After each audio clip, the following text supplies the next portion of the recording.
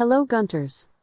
This video is about everything I know about Bullet Barrage, the most powerful shelling attack in the whole Gunlance history. Ignoring the Iceborne 30,000 damage stake glitch, of course. Bullet Barrage is no doubt the highlight of Sunbreak Gunlance. Reverse Blast Dash may be the most broken thing Gunlance ever got and the most gameplay definition move, but has the little problem of lacking oomph factor. Before getting into the damage and the difference with the shell types, I'm going into the mechanics of it. The most important thing about Bullet Barrage is to understand how it works, since it will allow you to hit the monsters more easily. When you use Barrage, there is an invisible hitbox that spawns the moment you start moving forward. When that hitbox meets a target, the monster you are fighting, then the firing animation will start. This firing animation takes a bit of time while you are still moving forward. The hitbox is a bit low and narrow and explains why it is usually hard to use against bipedal monsters, since you can literally go through their legs. The hitbox in the early version could hit things like bombs and detonate them, but luckily it got patched. Because of the multi-hit nature of the attack, it is not a too awesome move to wake up monsters, since usually the first hit that will connect is the worm's take that is weak. You also aren't immune to blasting yourself with the bombs you place. I recommend trying to use Wyvern Fire into Bullet Barrage for waking monsters or activating riding. You can see in these clips the shape and size of the hitbox, so take it into account when targeting monsters, so you aim where the hitbox is. If nothing meets the hitbox, then the barrage will go off on its own after some distance. Bullet Barrage startup time depends on the status of your Wyvern Fire and your clips. If you are missing any shell or your stake, you will go into a reload animation. Likewise, if you have not Wyvern Fire ready, there is an additional animation to cool down Wyvern Fire. This second animation has no fixed time and will be longer if you just fired your Wyvern Fire than if it is about to be ready. With your clip depleted and with Wyvern Fire just firing the complete time, since you input Barrage until it fires at point blank, is 3.7 seconds. With everything reloaded, it is just 1.28 seconds, which is a huge difference. The middle ground of Wyvern Fire ready but not a full clip is 2.6 seconds. And a full clip but just after firing Wyvern Fire, it is 2.9 seconds. The takeaway is that you should at least try to reload your shells before going into Bullet Barrage, since the more time you take to fire, the more likely it is to miss your firing and the longer you will recover your movement. This also showcases the big synergy that there is between Hail Cutter and Bullet Barrage, since Hail Cutter will make it easier to use the fastest version. Since the introduction of Frenzied Bloodlust, you can even do Bullet Barrage, Hail Cutter, Bullet Barrage. Hail Cutter and Bullet Barrage also have a synergy of both triggering the chain dog spinning attacks. I'm not sure if you have watched all the videos explaining it, so let me repeat it. The spinning attack is very powerful, doing hundreds of damage by itself on top of your attack. Sadly, since Hail Cutter doesn't recharge your stake, you still will have to do the reload animation. The other option is to use Ground Splitter, that has become a very good combination after the combined buffs of 45 seconds duration and reduced cooldown. Ground Splitter will buff the whole move at 20%, that is not a small amount in something that already does big damage. I will go into buff stacking a bit later after talking about the damage it deals. First I want to talk about cooldowns. Bullet Barrage consumes 2 wirebugs and each will have a recovery of 14.2 seconds if you are using Wirebug Whisperer that you are going to be using. After the first wirebug recovers, the second one will start recovering. And as obvious as it is, if you have 3 wirebugs, you will be able to use it again once the first one recovers, so you don't have to wait a whole 28 seconds if you want to use it again. There are 2 skills that you can use if you want to use it more often. Wind Mantle is the number 1 you can get for this. The following table explains how Wind Mantle works for every Gunlance Silkbind.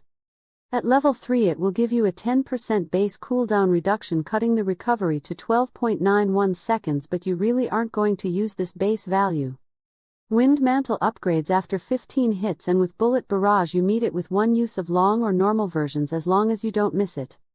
So, most of the time you will be enjoying a 20% extra reduction, or 11.8 seconds.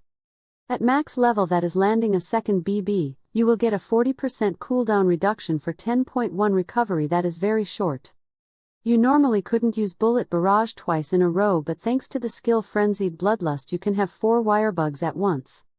Once again, there is a great synergy with Bullet Barrage and this skill, and you almost will meet the activation requirements hitting Bullet Barrage once. There is still one catch of Frenzy getting harder to overcome with each use, but usually it is within one full burst combo. Frenzied Bloodlust is must-have 2 for Bullet Barrage spam. It is not only that you can get 4 bugs that is awesome by itself, but also that in case that you can't get a third one or expires, you can still have 3 with this. Bullet Barrage is absolutely awful with only 2 wirebugs, so this still is a must-have, and if you can get level 3, better, although this can work with level 2 since 1 minute is the time then overcoming Frenzy lasts and helps you to keep 3 bugs until you can overcome it again. These are the essentials. Gunlance is always hungry for wirebugs and Bullet Barrage makes it harder to manage. Don't try to Bullet Barrage without all these skills. Now let's talk about damage. First, Bullet Barrage has 2 variants depending on the stake switch skill you have equipped. Worm's Take is modified so it does less ticks but more damage each. The wide version can stun as the regular one. Damage of the ticks are reduced with the hit zones, and basically this is the only component of Bullet Barrage affected by hit zones. Erupting Cannon only will do the explosion with the regular damage and also activate the damage. The following table breaks down the damage against a 50% melee hit zone with 10% fire resistance with all the combinations of Worm's Take and Shell type. The far more powerful are the long type Bullet Barrage because long gets more powerful ticks and 1 extra Wyvern Fire explosion. There is zero doubt that long is the best kind for focusing on Bullet Barrage, and since the introduction of Amatsu Gunlance it became even more obvious. Amatsu Gunlance has a special effect that boosts all Silkbind's damage by 10%. This includes every single hit of Bullet Barrage. Normal and wide Bullet Barrage are more or less a tie but are so much behind that focusing on spamming Bullet Barrage with these would be insanity.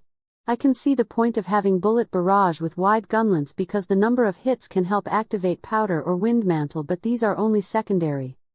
On normal Gunlance, you do more damage doing full burst loops than using Bullet Barrage and is a bit wasteful besides using it for the rule of cool. But repeating the same would be a lot more effective using a combination of Hail Cutter and Ground Splitter with normal than Bullet Barrage. With long you still have the dilemma if to use it alongside Ground Splitter or Hail Cutter. Combining with Hail Cutter makes it easier to manage and allows you to combine with the full burst spam playstyle. Ground Splitter is a big 20% that is a lot to be ignored. I would recommend trying both and then use what you like best or feel more effective. Bullet Barrage is considered for damage a shelling attack, and so everything that works with shelling works with Barrage. Artillery is a given, and same with Dengo Bombardier. The next biggest damage you can get is from Frostcraft that will make the whole attack gain 20 or 30% damage, but it will be drained after using it just once. As I always say, Frostcraft is kinda a suppletory skill that will give you some extra damage if you have to put away your weapon, but playing around it is a real pain. Especially because it has huge anti-synergy with Wind Mantle and Ground Splitter. Then, a little lower damage but much more effective is Sneak Attack that is just a 20%, but since most of Bullet Barrage is not affected by hit zones is always a gain if you hit the back of the monster. I consider Sneak Attacks to be a must-have if you are set on spamming it. Finally, like all other skills activated on hits, Powder Mantle is a great addition to your set. About sharpness management, Bullet Barrage is unaffected by sharpness, so you don't have to put much effort to keep it on white or purple. A level of Heaven Sent or 2 should be enough. Bullet Barrage has super armor for the whole reload animation and a while after moving forward. This also makes you resistant to roars, tremors and other effects but not grab attacks. A great addition to your set is Intrepid Heart since it will protect you once this super armor wears off. It will avoid you getting knocked and dealing no damage before the attack goes off, and also will protect you on the recoil. Intrepid also protects you from losing Heaven Sent, so is a great combination all the 3 together. All this makes for a complete package by itself. The only one skill that you should always take with you is Shockproof if you are playing online. Barrage will always knock the other players even if they are using flinch free, and this is the only way to avoid that. It is your responsibility to have it because since Bullet Barrage takes some time, it is usual to aim for a place where there is no teammate and then have someone move it. Not using Shockproof will only make people hate Gunlancers, that is not good for me. For the rest of skills it is a little up to you.